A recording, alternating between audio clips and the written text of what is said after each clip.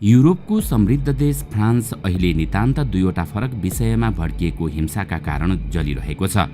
प्रमुख शहरहरूमा भइरहेका प्रदर्शनहरूले हिंसात्मक रूप लिँदै गएपछि देश गृहयुद्धतर्फ धकेलिने सङ्केत देखिएको छ।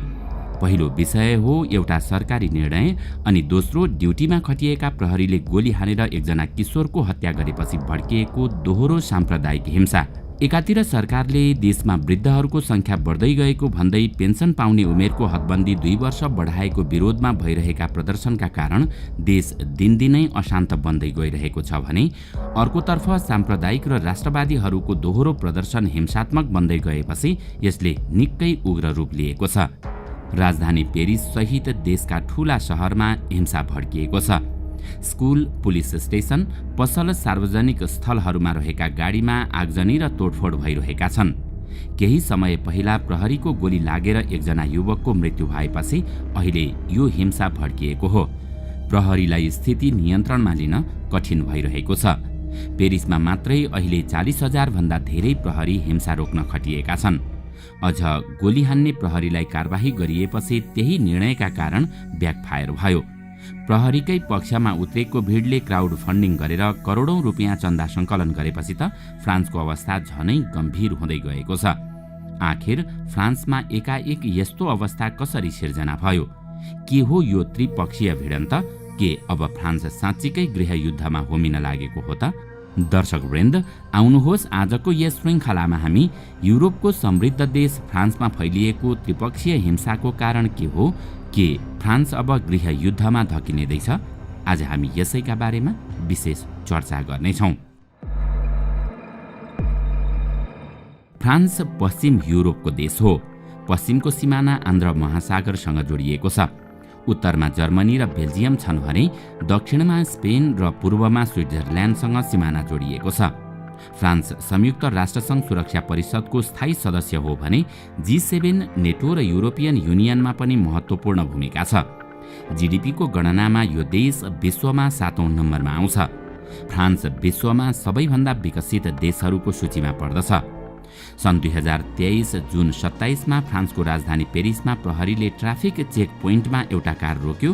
कारमा 3 जना सवार थिए। 17 वर्षका नाहेल एम कार चलाइरहेका थिए। केही बेरको बहसपछि नाहेलले कार अगाडि बढाए। त्यसपछि प्रहरीले फायरिङ गर्यो। त्यसबाट नाहेलको मृत्यु भयो। यो घटनाको एउटा भिडियो पनि भाइरल भइरहेको छ। त्यसमा 2 जना प्रहरी ड्राइभरको सिट भन्दा बाहिरपट्टि उभिएको देखिन्छ। एकजना प्रहरीको हातमा बन्दुक देखिन्छ। नाहेल अल्जेरिया र मोरक्को मूलका थिए। यी अरब देश हुन्। रोयटर्सका अनुसार सन् 2017 पछि फ्रान्समा ट्राफिक स्पटमा प्रहरीद्वारा मारिने धेरैजसो मानिस अरब मूलका छन्। न्युयोर्क टाइम्सको एक रिपोर्ट अनुसार नाहेल पनि मोरक्को र अल्जेरियाई मूलका थिए।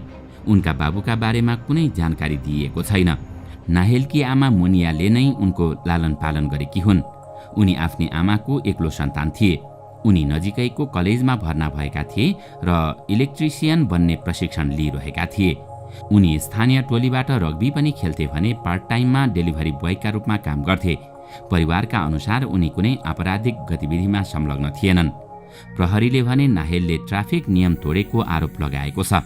उनी आफ्नो गाडी रोक्न तयार थिएनन्, त्यसैले उनलाई रोक्न गोली प्रहार गरिएको थियो। उनलाई गोली हान्ने प्रहरीलाई गिरफ्तार गरेर कारबाही गरिएको छ। त्यसो त गोली हान्ने प्रहरीले वकिल मार्फत नाहेलको परिवारसँग माफी पनि मागेका थिए।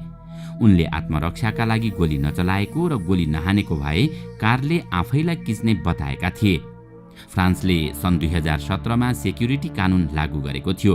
त्यो कानुन आतंककारी आक्रमण रोक्नका लागि ल्याइएको थियो। कानुन अनुसार प्रहरीलाई 5 अवस्थामा गोली चलाउने अधिकार दिइयो।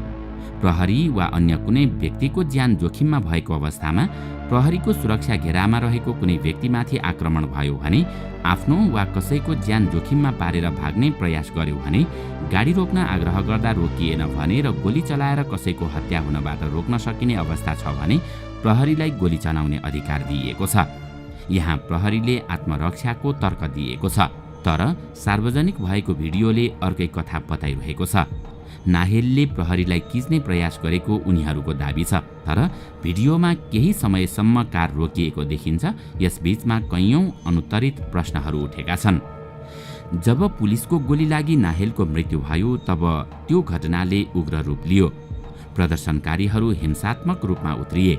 यो घटनाले नाटकीय मोड त्यति बेला लियो जब गोली हान्ने प्रहरीलाई उनको परिचय सहित कारबाही गरियो।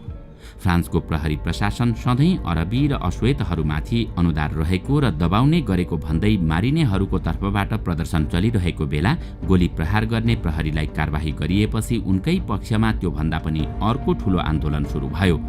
उक्त समूहले क्राउड फन्डिङ गरेर 15 करोड रुपियाँ चन्दा सङ्कलन गरे। यसरी सुरु भएको दोहोरो प्रदर्शनले फ्रान्सको सडकको अवस्था कुनै साइफाई फिल्मको जस्तो भएको छ। यति मात्रै होइन, यसरी सुरु भएको आन्दोलनले राजनीतिक रूप लिएपछि राष्ट्रपति इम्यानुएल मैक्रोनको सरकार गम्भीर सङ्कटमा परेको छ। विपक्षीले यसलाई ठूलो राजनीतिक मुद्दाका रूपमा उठाएको छ। लुटपाट मचिएको छ। प्रहरी प्रशासनको कुनै डर देखिएको छैन। प्रदर्शनमा आपराधिक ग्याङको समेत घुसपैठ भएको बताइएको छ। सरकार सन् 2005 को अवस्था आउनबाट रोक्ने प्रयासमा जुटिरहेको थियो। अब तपाईलाई लाग्न सक्छ आखिर सन् 2005 मा के भएको थियो त? आजभन्दा 18 वर्ष अघि सन् 2005 मा 2 जना युवा प्रहरीबाट बच्न पावर सब स्टेशनमा लुकेका थिए। त्यहाँ करेन्ट लागेर उनीहरूको मृत्यु भयो। त्यसपछि देशभर दंगा सुरु हुँदा तत्कालीन राष्ट्रपति ज्याक सिराकलाई सङ्कटकाल समेत लगाउनु परेको थियो। त्यो घटनामा 2 प्रहरीमाथि मुद्दा चलाइयो र 10 वर्षपछि उनीहरूलाई रिहा गरिएको थियो। सन् 2019 मा एकजना बक्सरले ड्युटीमा खटिएका प्रहरीलाई मुक्का हानेर ढालेपछि बक्सरमाथि कारबाही गरियो। तर त्यो घटनामा पनि बक्सरको पक्षमा क्राउड फन्डिङ गरेर करोडौं उठाइएपछि सरकार सङ्कटमा परेको थियो। आन्दोलनमा उत्रेको समूहले सामाजिक सञ्जालको प्रयोग गरेर सहयोग सङ्कलन गर्ने कार्यलाई क्राउड फन्डिङ भनिन्छ र फ्रान्सका आन्दोलनमा यस्ता घटना बारम्बार देख्ने गरिन्छ। अहिलेसम्म प्रदर्शनका कारण हजारौं व्यक्ति घाइते भइसकेका छन्। हिंसा रोक्नका लागि पेरिसमा मात्रै 40,000 प्रहरी परिचालन गरिएको छ। फ्रान्सकी प्रधानमन्त्रीले सङ्कटकाल लगाउने विकल्प खुल्ला राखिएको बताएकी छन्।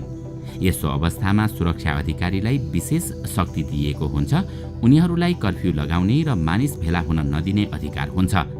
फ्रान्समा सन् 2005 पछि सन् 2015 मा सङ्कटकाल लगाइएको थियो। त्यति बेला पेरिसमा एकसाथ धेरै स्थानमा आतंकवादी आक्रमण भएका थिए। सङ्कटकालका केही नियम 2 वर्षसम्म जारी राखिएका थिए। फ्रान्समा भएको हिंसात्मक प्रदर्शनको असर छिमेकी बेल्जियममा पनि देखिएको थियो। प्रदर्शनकारीले कारमा आगजनी गरेका थिए भने विभिन्न स्थानमा तोडफोड समेत भएको थियो। संयुक्त राष्ट्रसङ्घले फ्रान्समा फैलिएको जातिवादी प्रदर्शन रोक्न आग्रह गरेको छ। यसअघि सन् 2023 मेमा जातिवाद र प्रहरीको हिंसालाई लिएर फ्रान्सको आलोचना भएको थियो। अब प्रश्न उठ्छ कि नाहेलको हत्यालाई जातिवादसँग किन जोडिँदैछ त? नाहेल पेरिसको जुन ठाउँमा बस्थे त्यहाँ धेरैजसो मानिस अरबी र अश्वेत थिए। बाँकी पेरिसको तुलनामा त्यो ठाउँ गरिब र अविकसित मानिन्छ। त्यो क्षेत्रमा अपराधका घटना पनि धेरै हुने गर्दछन्। यस्तो अवस्था फ्रान्समा मात्रै छैन, सम्पूर्ण युरोपमा देख्न सकिन्छ। जहाँ जहाँ यो समुदाय छ त्यहाँको अवस्था यस्तै छ। त्यसैले यसलाई जातीय भेदभावका रूपमा हेर्न थालिएको छ। सन् 2023 मा मात्रै यस्ता 3 वटा घटना भइसकेका छन्।